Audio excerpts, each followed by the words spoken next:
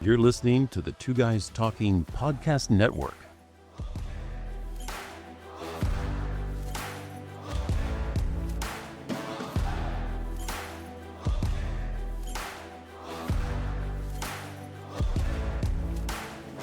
It's 1973. The location is Brooklyn, New York. 4 armed men are involved in a botched robbery at the John & Al sporting goods store.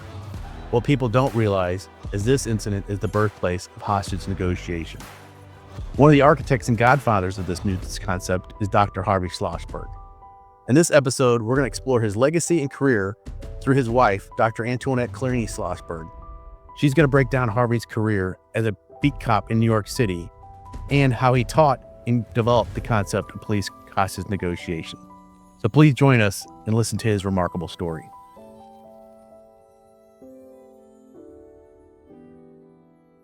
Welcome to the Crisis Cop Podcast Network. Today I'm honored to have our very first guest on the podcast show, Dr. Toni Collarini Schlossberg, who's going to discuss the legacy of Dr. Harvey Slosberg.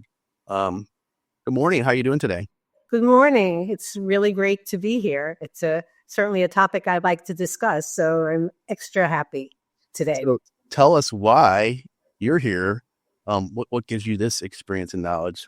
So maybe some of the listeners don't know why you're here for us. Okay, I was married to and partner with and professional colleague along the way to Dr. Harvey Slosberg. We were together over 47 years. I'm a licensed psychologist. Some of the bio, I'm sure, will show up. I had early experiences working with mobile crisis teams when they were a new thing in psychiatry.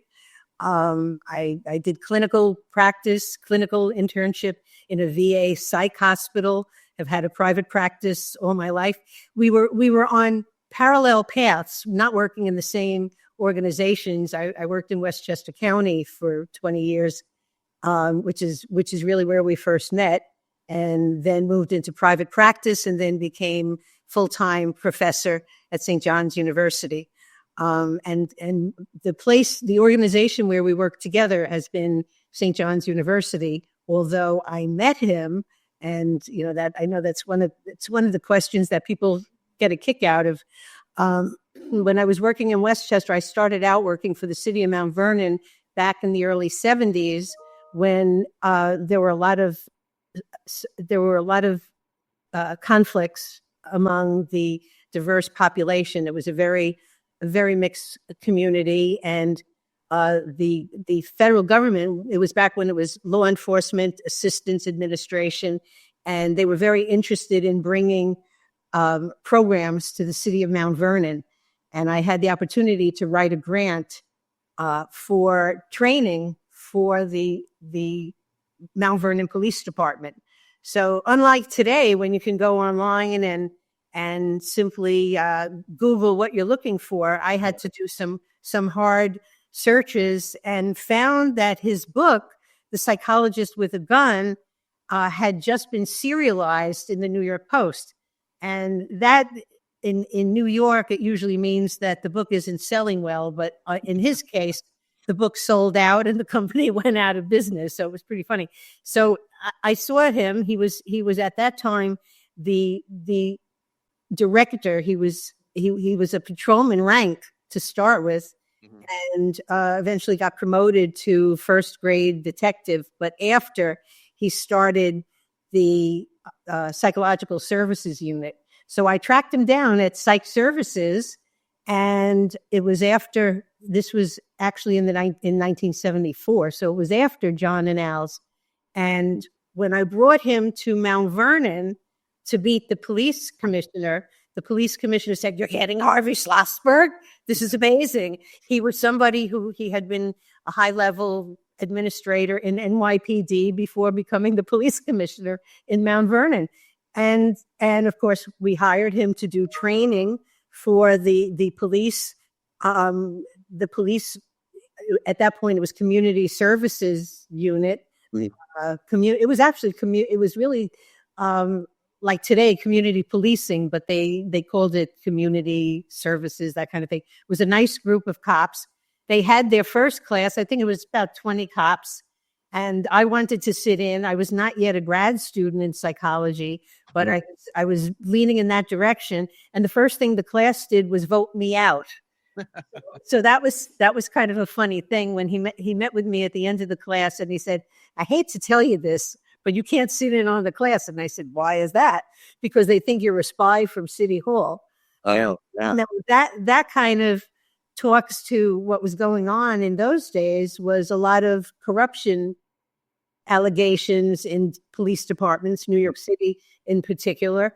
And cops were afraid of what was going to be talked about in their home base. So, so I immediately got opted out, and the rest is history. We became it was a slow growth. He was coming out of a marriage, and of course that's always tough. It was at a time when it took 8 years to get a divorce. Yeah. So it took a long time. He was still working for the city. He was the head of psych services, and he had already developed a name for himself with the hostage negotiation team. That the team was already in a number of communities, and we can talk about that. Your book really talks about that. Your first book, and he was traveling around, and in between, he came to Mount Vernon, and he came for several months on 1 day a week, and was doing crisis intervention training with local police officers. I still get notes from some of the cops from those days. Of course, they're older gentlemen. Right. There weren't any females on the team. In fact, that's something that I would definitely want to address here too, because the issue of females. My husband was very sexist at when I met him about women as negotiators, and I think I convinced him that women are almost a natural when it comes to being a negotiator. We could talk more about that. Yeah, well, actually, it's something I was going to discuss. We'll bring that back up. So we'll throw some more stuff about your bio in the notes. But so at the time, did you know Harvey was such a big deal in the negotiation community, or was it just word of mouth, or kind of? Well, of course, I read the chapters that were in the New York Daily News, Right. And I said, this guy is something. Truthfully, I think I was in awe when I met him, and I had already figured out that my life was going to be with somebody who was making a difference in the world, and my own. I kind of started out, my mother used to say that when I was 10 years old, I used to sit on the porch and the neighbors used to come and tell me their problems. So I kind of knew that I was going to be in a helping field along the way. Although I got into, I became really the research director for the city of Mount Vernon because I knew how to use numbers. My master's degree was actually in sociology, and I could do social research. And because they were getting grant money from the federal government, this was a new thing. Nobody likes to deal with numbers. You ask somebody, can you do research? And they say, what numbers? Get at it. But I liked it. And so that was my entree. And I, rather than being in a service position, I was always in an administrative position, and really moved up the ladder in that way, and then decided that my extra credit card was going to be as a licensed psychologist. And of course, knowing Harvey, I started to see that being licensed and having the credentials and going to the best school I could go to and all that was really going to make a difference. Mm-hmm. Yeah, so it's funny because you touched on this. I don't know if a lot of people actually know that Harvey started out as a patrolman. Then went into the accident reconstruction unit, and then further into the medical bureau, where he said headed the psychological service board. But yeah, so he was actually a true legit beat cop before he kind of did what he did. And it's funny. I like the story in his book where I guess it was his first day on the job when he noticed a familiar car kind of following him around, and it happened to be, was his mom and dad or just mom, or it was his parents in the car basically following him around. I thought that was kind of comical. Yes, he had a very Jewish mother, and to talk a little bit about his background. He didn't start out in psychology. He actually started out as a chemistry major at the undergraduate level. And that actually helped him on the job, because at one point he was the one who was testing to see whether the walking the line at a drug stop if it was correlated with actual alcohol use. And that came because he had studied chemistry as an undergraduate, but he learned as he was reaching his bachelor's degree, he wasn't a cop yet when he was doing his undergrad work, but he learned pretty quickly that there wasn't much of a career for chemistry majors. So his other interest and his love, and he had some great professors at Brooklyn College. Brooklyn College is part of the University of New York, but they tend to get a good cross section of really qualified, competent people. And he was enamored with psychology and felt that was really another area that he was interested in. After his bachelor's degree, all of his education was while he was a beat cop, while he was a patrolman. And, the movie, which I know you'll talk to eventually, talks about him as a traffic cop. He wasn't really a traffic cop. He was an accident investigation officer. Which is a big difference in the cop. Yes. I think that was for Hollywood, Yeah, right. The guy who did the movie was a Hollywood guy, and he was really selling. He was marketing to the general public rather than the experts on what police do for a living. So obviously his book came out in 1974. And it was kind of just a snippet of his experience in the negotiation community. So did he ever talk about, or was there plans to kind of expand on that and give more stories? Because obviously he probably had hundreds of stories since he retired in 78, correct? Yes. So, I mean, between 74 and 78, was he have any talks about that? Were there any thoughts? His success, and, I could say this as someone who I watched him from the beginning. I listened to him. I learned from him. He learned from me too along the way, which I'm kind of proud of. When he told me I was a smart person, I really took that as, wow, I guess I am, Right. First of all, he was really a very quick, easy learner, and had to be, because he was working full time, had a family, and was also going for a master's degree and then his doctoral degree. And I think a large part of his success was that he was a patrolman first. He knew all of the same things every other cop on a beat knew. He was a Brooklyn boy, and as a psychologist, and I could say this as a psychologist and academics tend to use a lot of jargon when they talk. It's right. Like we have to show how smart we are. Right. And in his case, he realized that cops don't want to hear jargon. They don't want to, it's like, oh, who's this guy with the big words? This doesn't impress me. What did he do? What is his life? Right. So he was the opposite of kind of the classic academic PhD Freudian psychoanalyst. And if any of your listeners, if they're old enough to have seen some of the portrayals of personalities, especially during the Son of Sam case, which was the beginning of media attention to the portrayal of personality in serial killers. But he used common language, simple words. He used stories to illustrate everything he talked about. He was one of the boys, and except that he was Jewish, so he wasn't quite one of the boys. Right. Wasn't one of the Irish cops. He wasn't an Irish cop, but they could listen to him, and he talked truth. He talked for real. And that was his gift. So the stories were from the beginning. Now I have to tell you, because I've listened to a lot of people take credit for the architecture of hostage negotiation. And he was a very humble man. When I used to say to him, man, I'm ready to get that intellectual property lawyer because everybody's quoting your stuff, but they don't give you credit for it. His attitude was, you know what? It's out there and it's saving lives. And that was his agenda all the time. That was that was his purpose in life. And, you know, one of the things you mentioned in a note to me was how you had heard he trained about 40,000 cops. Actually, exactly. No, I'm sorry. He didn't train 40,000. I sat down with Jack Cambria one day about a year and a half ago, and we did an estimate, and we figured out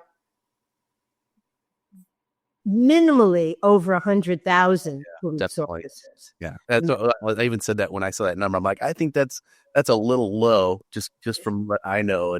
But what I think is really cool about it is you can trace your lineage down to Harvey. So everybody that's ever been taught, and it's kind of interesting. Like some of the other guys I've talked to, like Jerry Doan from San Francisco, they all were taught under Harvey. And then what was really cool about that, they went on to teach. So I mean, you could probably triple or quadruple the number, and that'd be a more realistic number, in my opinion. You know, it's funny because, of course, Frank Bowles is really a big part of the history of hostage negotiation. And I used to get angry because I would read Frank Bowles's book and see word for word Harvey's material with no citation. And as an academic, I can tell you, and I one of the things I do now is I teach the capstone course in the criminal justice program at St. John's University. And we're very picky about plagiarism. And so I would get pretty ticked off, and Harvey would say, don't worry about it. You know, he's doing what he needs to do. And a couple of years ago, after Frank was in his 90s, and he and I talk from time to time. I call him, he calls me. We have a nice relationship. And he said to me, I have to really admit. I said, what are you going to admit? Anything I knew, I learned from Harvey. That's where it came from. You know, I have to tell the truth. And I said, well, that's good because God's listening, you know, and I think he appreciates that. And Harvey really couldn't care less. Yeah. You know, it was. So in terms of his teaching, he was successful because he was Harvey the cop first, and everything else came later. And, you know, some of the things that I can talk about are really because I lived with him. And one time late in the game, during his life, I asked him, of all your jobs, all your positions, what job did you like the best? He liked being a cop. Yeah. That was number one. He liked being a cop the best. I said, even with all of the intrigue and all of the criticism and, you know, failure of the politicians to support cops, I liked being a cop. That was the job I liked the best. So he was committed to that. And the second job that he liked was teaching. Mm-hmm. And I can tell you that even when he was too ill to go to work, or because the direction was he started out in the police department, then he started training other jurisdictions, and he did that for about, I think I figured out it was about 15 years. When he was traveling, his airline attendant used to say he traveled more than a traveling salesman. He was gone every week rather, for 3 to 4 days a week. And he was always in another jurisdiction teaching cops. And so he did the traveling. Then he got to a point, my daughter was born, and that was in 1990. And he said, you know, I'd really like to see this child grow up. And in fairness to him, his ex-wife made it almost impossible for him to see his sons. And here's a good man, a great man, and she didn't do the right thing. So my daughter was really extra special, and he wanted to be around for her. So he decided to back off from the traveling, and then he started working at that point for the Port Authority of New York, New Jersey, and was the chief psychologist there.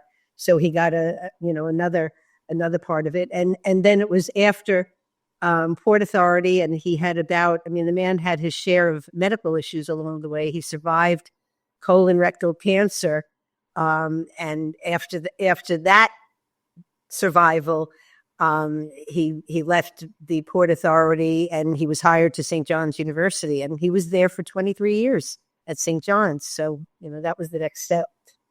Yeah. So going back to him just being a cop, I think that really resonates in the police community, because it's funny, because when you go to these classes and you see, you know, someone walks in and they have the doctor title in front of them, right? You'll just see some of the cops just roll their eyes, because it's like, okay. And then they actually look and see, all right, what has this person done? it's great. You're a doctor, but what have you done? And I think Harvey brought that. Hey, I've actually been on the streets. I know what it's like.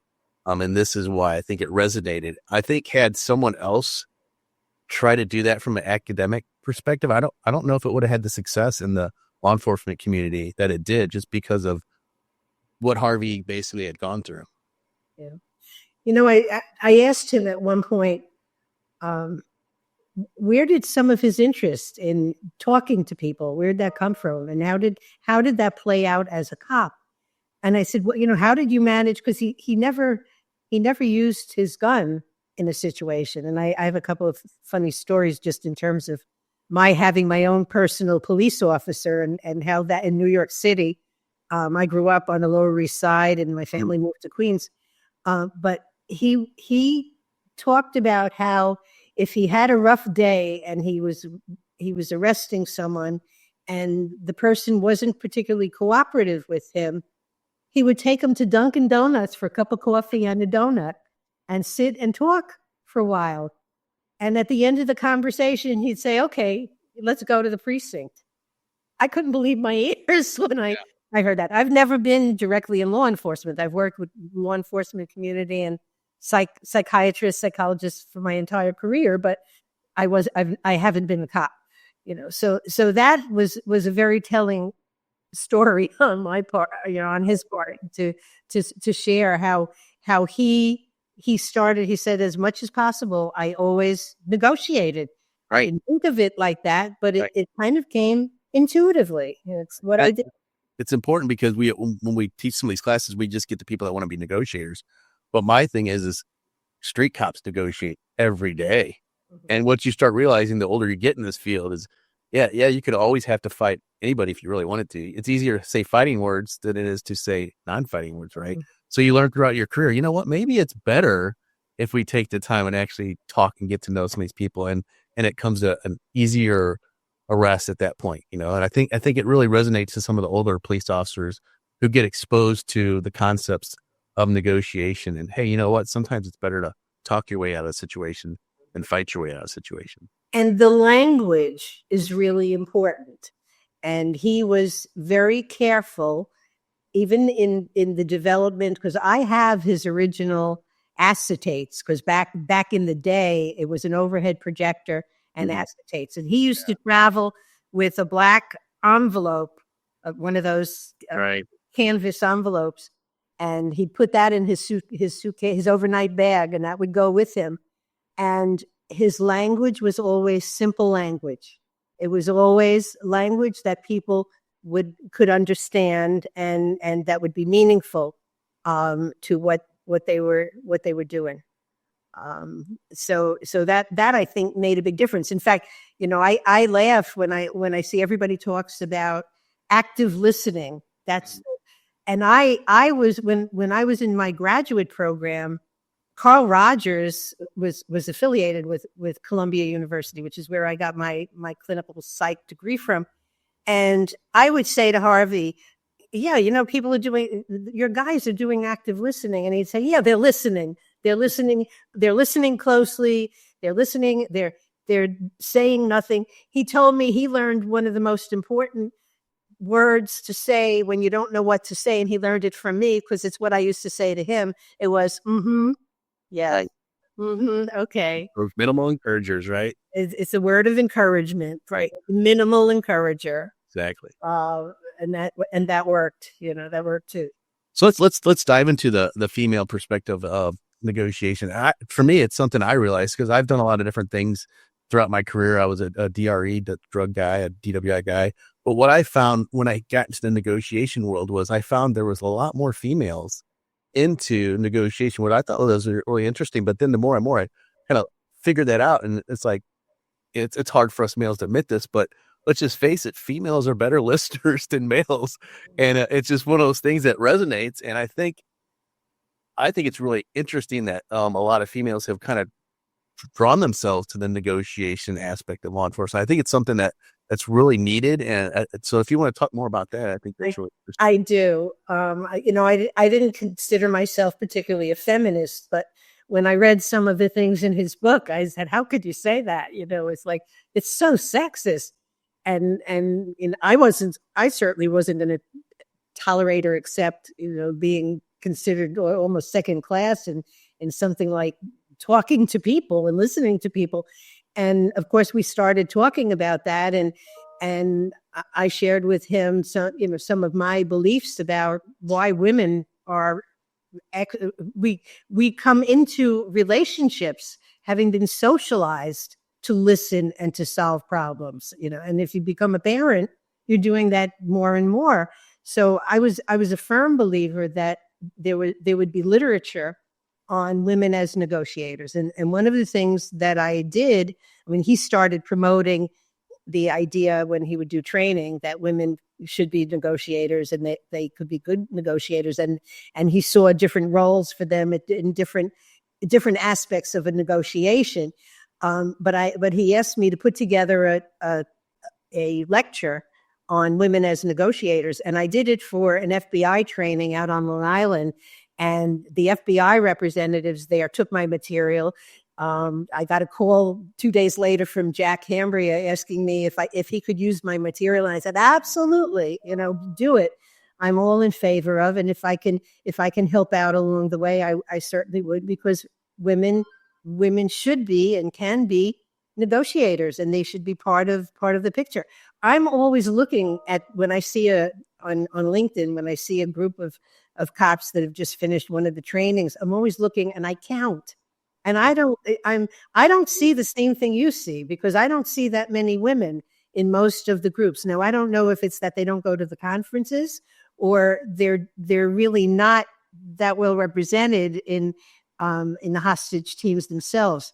But women are and can be good negotiators and a great addition. Now, that's a little different, by the way, from there was one discussion that Harvey and I had from time to time about mothers being called in when their sons have taken hostages, and he was not a fan of bringing in family members. And don't bring in mommy. That's not a good idea. In fact, I kind of chuckle when I see in the movie the guy Shuaib.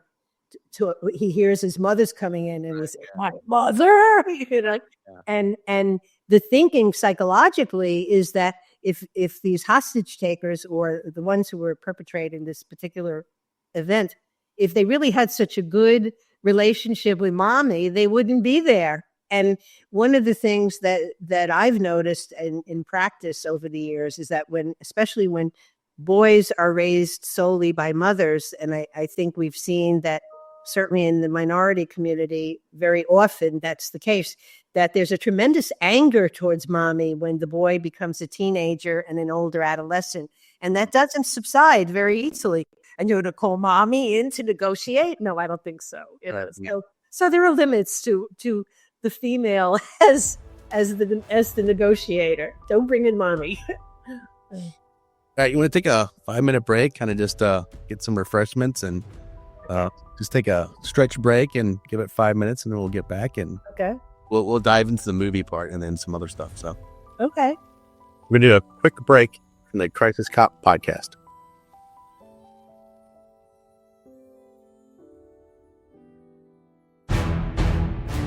Editing podcasts can be rough. Everyone knows that you'll spend at least double the time you use creating the podcast when editing it. Then there's the control freak factor and the gotta get it right the first time factor. And well, it's time to shove all that out the door and make your podcast soar with the Editor Core. The Editor Core is a talented, experienced team of podcast editors that have edited tens of thousands of hours of podcast content, and they're ready for yours now. Check out editorcore.com because it's time to make your podcast soar. Editorcore.com. That's editorcore.com.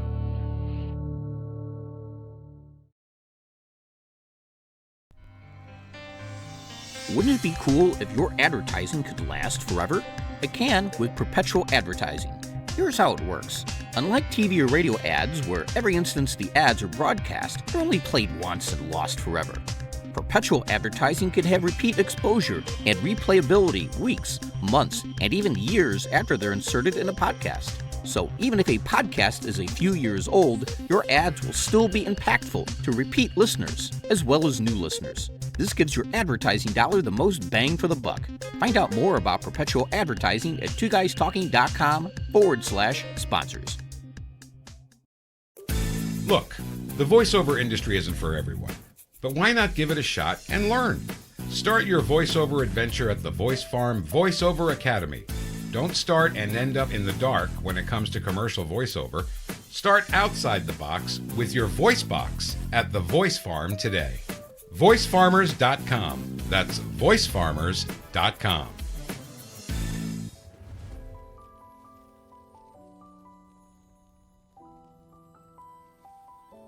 So we're back from our break, and we're still talking to Dr. Toni, and we're going to discuss the movie Hold Your Fire. I believe it came out in 2024. Is that correct?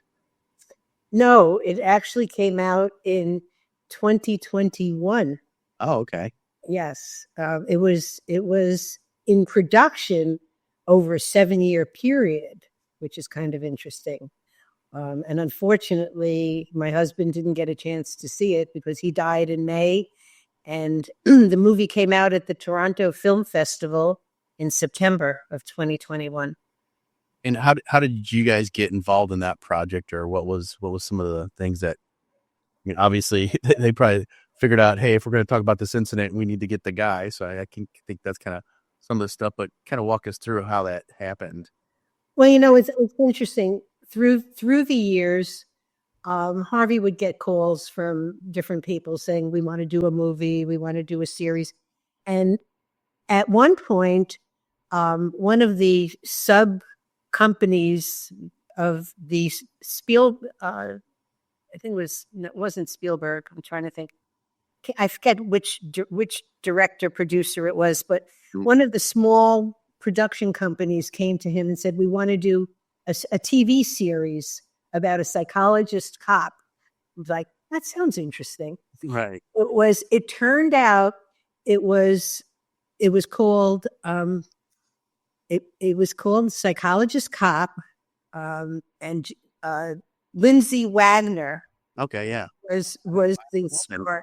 It was so boring. It lasted about 6 episodes. Yeah. She just didn't come through as much of an effective cop. So that was one incident along the way. And then he'd get calls from time to time, and usually we didn't give it much credence. Well, we got this call from Stefan Forbes, and he had a record of producing documentaries. And I had the first conversation with him, and he talked about his sister being a psychologist in Boston, Massachusetts, and she had read the book and shared it with him. So he knew a little about Harvey's background. And when he started to think about it, to his mind, here was the man who was the architect of hostage negotiation, thousands of lives having been saved from his introduction to the NYPD police department and to cops all over the country. And nobody knew who he was.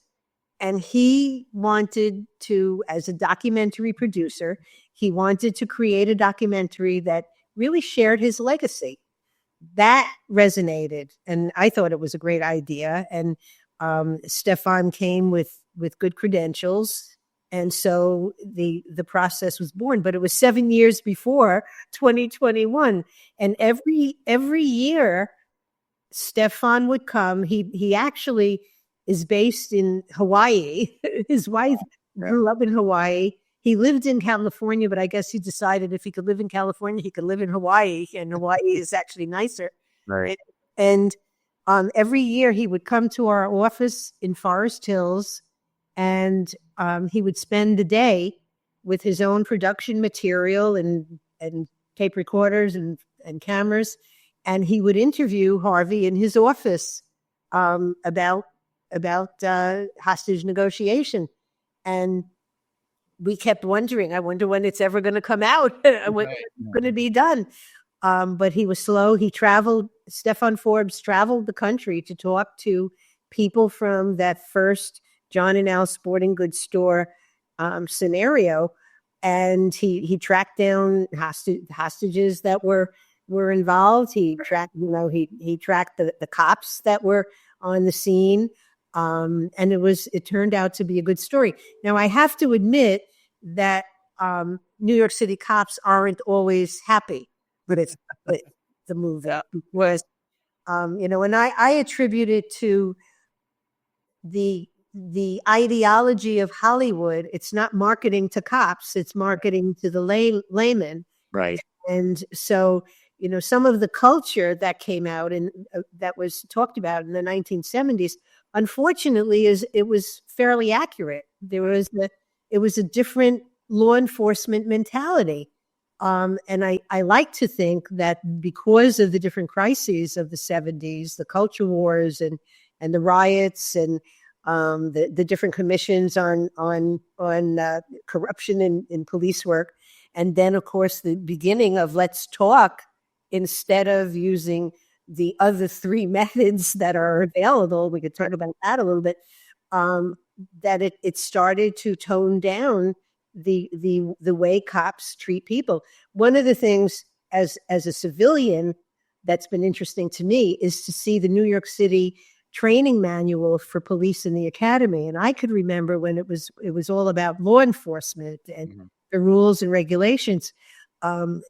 James O'Keefe, who's written a couple of books on police training, had shared with me one of the huge academy books. 90% of it is psychology. Yeah. And that to me was a fabulous change in how the police brass look at what's important in police work. And, that's a big change from the early 1970s when the hostage negotiation got started. Yeah. Well, we're going to drop a link to the movie. I think it was a great documentary. And it's funny you talk about, just the legacy. And so one of the things we do when we teach our 40-hour course, one of the first topics we talk about is history. And I always throw a picture of Harvey and Frank up there and say, hey, you know who these two guys are? And unfortunately, I don't get a lot of responses, which to me, I'm a big history guy, but it's like, man, if you're in this class, you should know who these guys are. You should know New York City was the birthplace. You should know the John and Alice Sporting Good, case, because that's kind of the case that brought us here. And so that's one of my things I try and do. Hey, watch this documentary. Hey, know who these people are. And just throughout too, and then you have like the Jack Cambrias, really know your history. And what I think is really interesting about the negotiation community is it's really a small community. Yes. Even if you look out through the 70s, there's not a lot of, trained police negotiators in law enforcement. If you totality what I want to say, the numbers, it's just not there. And that's kind of think why we're that a tight knit community. And I think anytime we welcome new people into that community, I think it's up to us to do our due diligence. Hey, here's the people that came before you. You should know them, honor them, respect them. And I think that documentary did a pretty good job of just talking about the incident and then how we got to where we're at. So, and my excitement and enthusiasm coming to talk today, there were one or two opportunities in the course of the past year where I was able to make presentations about basically a little expanded version of some of the material that I shared with you. But people don't know the background, and they don't know what's similar to what was talked about 50 years ago to what's talked about now. And that's something that, I really welcomed your invitation to be here. And I like to talk. By the way, I didn't always like to talk, right. but I learned. Actually, that was an area where Harvey was a bit of a mentor. His advice to me in the early days, when I first started with a master's degree, I couldn't get up and talk before a crowd.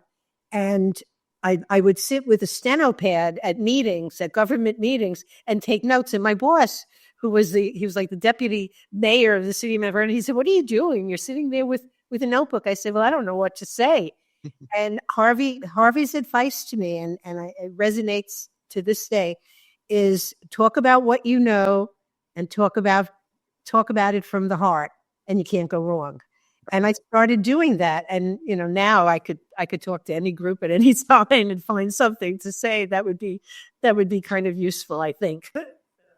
And that's, I think it is kind of ironic if you look, and that's why I'm a big history person. If you look at some of the things that were going on in the 70s and look at what's going on now, I mean, you see a lot of similarities. I think, unfortunately, we don't take some of the lessons we've learned, and put those forth. And, it's always kind of seems like, oh, so when things are going bad in law enforcement, the tendency is to keep dumping on law enforcement. And then we don't realize is then that's going to hurt the community in a whole, because then no one wants to be a police officer. And then what's even harder, you don't have people that want to be police officers. Try trying to find people that want to be negotiators now with all the extra responsibilities, the extra duties, the extra hours. I think it's getting to be more difficult to find good cops, much less good negotiators. And I think, unfortunately, people don't really think about that when they keep kind of, I guess, building up or ganging up on us at some points in time. Yeah, they really dump on cops. It's become a dumping ground. And what's been fascinating to me, especially as I've looked at some of the history, is it really moved from hostage negotiation to crisis negotiation to de-escalation. And right. that's really what has happened. And it was probably when I was preparing what I was going to say at the first conference. It was a conference of the Society of Police and Criminal Psychology, and it was cops, psychologists, social workers. It was a broad section of people who do crisis intervention, and it was so stunning to really think about how the progression really started with hostage negotiation. That's where it started, because Harvey talked about negotiating with barricaded criminals or barricaded citizens. He talked about that in his early lectures. Now we don't talk about it as hostage negotiation. We talk about it as crisis negotiation. That's fine. The language changed a little bit to become more encompassing. And certainly the whole movement to de-escalation is something that needs to be part. You mentioned it early on in this conversation, that cops need to be trained in how to talk to people and how to de-escalate. Interestingly, my daughter was very impressed with the response that I got at one of the conferences among professionals. And when they met her later on at the happy hour, she was treated like royalty. She's very years old, and she said, "Mom, I think I found what I'm going to do." And I said, "What are you going to do?" She's started on a doctoral degree in organizational leadership, and she said, "Mom, I'm going to be a change agent and take his feelings, his theory, his philosophy to the next level in school systems." I think sounds good to me. Right. And I got a feeling she'll do it. She's a lot better at technology than I am. She could promote, she could market, she can do all kinds of things. But I think there's a lot to be done, and it started out with hostage negotiation. Oh, yeah, and it's funny because I go back to when I was, I want to say how long ago this was, but when I was in police academy, they taught us first you ask them, then you tell them, and then you make them. That was our ask, make, tell. That was what we always it was never, hey, why don't we actually just sit down and talk with these people? And I think throughout the years we finally figured out this whole de-escalation thing, and that's why I think it's so important. When I get a lot of people like, hey, do you think I would benefit from going to this negotiation class? And I always say, absolutely. I think everybody could benefit from a communication class, especially the negotiation class. And I think, unfortunately, in law enforcement, we're slow sometimes to make change, but just kind of like the women in law enforcement, women negotiators, I think we're really starting to turn the curve on that. Mm-hmm. I think more and more agencies are pushing de-escalation, and it's just a way we're going to have to start, policing in general if we want to win back the community and, get back the trust that we need to start, getting to where people are more trustful of law enforcement, which is going to lead to us having better candidates and, better negotiators. So. Yeah, I think we've often talked about the pendulum. Right. Pendulum goes back and forth, and I'm old enough to have seen the pendulum flip back and forth a few times. I think we're probably going to see some changes in the next 4 years.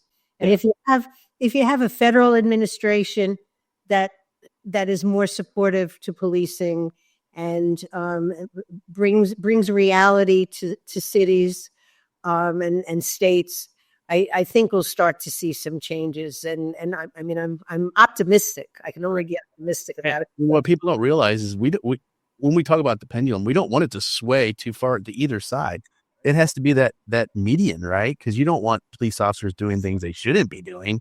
You have to have that nice medium to where, hey, they're doing their job the way they should do it, and that's the way it should be. You know, it benefits everybody because, like, at the end of the day, that's all people want is to be able to live safely in their community and not have to worry about some of those things. So, and the reality is that communities do better when there's a presence of police. right. That's the sociologist in me always looks at the statistics. In fact, people tell me, "Oh, you're looking at the numbers again." And the reality is there's less crime, there's fewer incidents of crime when police have a presence. And Right. if you're going to defund police and reduce the numbers on the streets, what do you think is going to happen? You know, and certainly we've seen that in New York City on the subways, Exactly.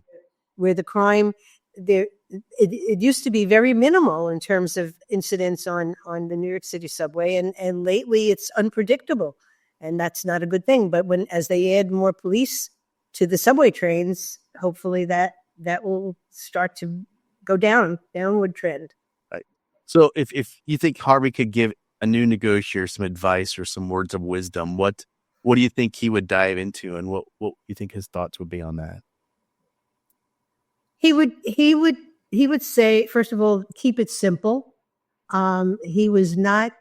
I don't think he was ever in favor of a scripted approach.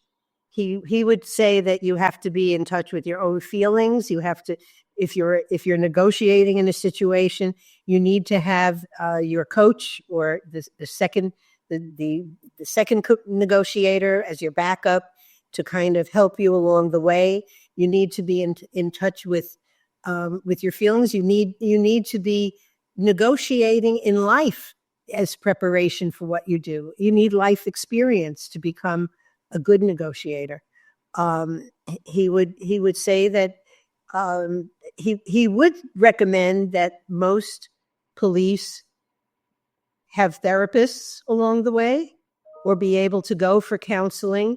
Early on, he wrote some pieces in some of the psychological documents and journals about how it should be a non-threatening situation for police to go for help, and even if they don't feel that there's a crisis in their life, it's helpful to be able to talk through life situations. And he would say that it's not as complicated as some would make it seem, you know, and you have to be tuned into your feelings and reflect on them and reflect after the fact. And the debriefing is really a good thing to do. Right. And it's really something that life experience is probably one of the best not only predictors of good negotiators, but it's good preparation for life as a negotiator. Right. It's funny you bring that up because we always get questions like, so we do negotiation selection, and sometimes we have to ask us, what can I do better? What can I do? So one of our things we talk about is you have to have that life experience where you have to have something outside of just law enforcement. You know, whatever that may be. Maybe you're a member of your community doing something else. You're volunteering, doing something. And then just getting into the research and, you know, diving into the history, reading some books, articles, attending training on your own, wherever that may be. I think that really helps out. But it's funny because we talk about culture and you talked about, you know, having police officers be able to talk to counsels. Again, it's just, we're so used to doing the things we used to do. It's the culture was, or you can't talk to a counselor because that's you're weak, or, you know, they would take your gun away from you if you did. Right. And then you couldn't go do your job that you wanted to do. But it just goes back to, we had to change the culture of how we see things. I think that's kind of what Harvey had to do back in the 70s, is change the culture of how we policed, which brought upon negotiation. And, you know, and it's like, again, it's just in law enforcement, it takes us so long to change that culture. But I think that's one of the things that Harvey did getting negotiation into the forefront was we had to change our culture of it's not just always tactics. We got to go and kick it indoors. I like his term of dynamic inactivity. Like, it's so great. What are you doing? Well, we're doing nothing. Was that good? Well, yeah, it's good because nobody's getting hurt, right? So I think that's amazing. Yeah, yeah. It's interesting you mentioned about the counseling and getting help. In the course of my private practice, especially because I'm affiliated with the criminal justice program at St. John's, and people know I know Harvey and that kind of thing. I've had people in federal law enforcement over the years. And of course, every couple of years, they have to be reviewed again Right. for their ability to do the job. And I could remember twice after I had been treating a federal law enforcement, one was a woman, one was a man. And the two people who came in to do the review, it's like they had the most somber look on their faces. And Harvey and I knew these two men because we had done a stress reduction class that we did together for one, it happened to be Secret Service. And they came into my office and I said, "Why are you looking so somber?" And they said, "Because we think this is going to be the end of this person's career." And because I knew more than the usual psychologist about what's at stake Right. with counseling and with having a law enforcement person in treatment, I was always very cautious about what we did, how we did it, and how that person's livelihood would be protected. And I saw the happiest faces I could imagine as they walked out, knowing that everything was good and this person wasn't going to lose their job. And, but that shouldn't be. There should be a kind of safety valve, Right. that law enforcement people can look for help, and especially if it's of their own accord, and not worry that it's going to be the end of their career. Right. If treatment is often a healthy thing to do. Right. Absolutely. All right. So let's just kind of end this on, if you wanted to think back, what Harvey thought his legacy should be in the negotiation community, and what do you think he brought to this legacy? Well, what he says in the movie is I think the bottom line. It's all about saving lives. And in Harvey's opinion, every life that's involved in a negotiation is important. And he doesn't see a police officer as the judge and jury to make a decision unless, if that's the only option in a negotiation where the person has to be killed, it's a different story. But he felt that all lives are valuable. And his mission in life and what he would want to see is a continuation of de-escalation, negotiation, saving lives, and doing it with talking, not using assault and sniper and lobbing the gas when there are situations, but to use talking as the tool and use modified approaches. He also, having said that, one of his favorite sayings is that the pen is mightier than the sword when backed by the sword. So having said that he would like to see talking, he never devalued the role of the gun and the role of being a police officer. He was always a cop. But also, having said that, I was reminded of an incident where we were walking near our house in Forest Hills one day. And this was back in the 70s when thugs, I'll call them thugs, not a nice name, but they were grabbing chains off women's necks. They were doing quick chains. And I said to him, I happened to have a gold chain on. And I said to him, "Well, I don't have to worry. I have my own police officer with me." And he looked at me and he said, "Really?" He said, "How do you think it would look?" And the judge says to me, "And you killed that poor boy for a gold chain?" Right. He said, "I wouldn't do that. Not in 1,000 years." But that was the bottom line. He believed that all lives are valuable and we should do our best to save them. And that police have a commitment and a mission as well to do the best they can to save lives and to protect the community. And he would be 100% in favor of that. And if he could still be teaching, he'd be teaching. Because as I said, it was next to being a police officer, that's what he liked to do. And he hated it when I said, no, you're not going in today. You can't go in. So, he would be doing it. I hope that from time to time I get to talk to new recruits and people coming in and maybe inspire them a little more to the legacy that they have, that what they're doing is really so important to society. And I see it. I don't always support events that happen among police. I was never in law enforcement, so I have a little different angle. I could be a little cubicle at times, but I think the work that you do in sharing the mission and your excitement and your books are really an important integral step in keeping negotiation and de-escalation as priority in what police do. So I'm grateful for the kind of work you do, and I thank you for it. And thank you for having me as well. Appreciate you being our first guest. And like I said, this is going to be a series of podcasts where we bring on people that I think are influential in the crisis negotiation community. And, it's something we're going to talk about and hopefully bring light on more and more of these incidents, these legacies. And like I said, what better not to start with than the godfather of negotiations, Dr. Harvey Slosberg. And, we talked about numbers, well over 400,000 trained probably. But think of the numbers of lives saved when you do that force multiplier of all the different teachers that taught and taught and taught.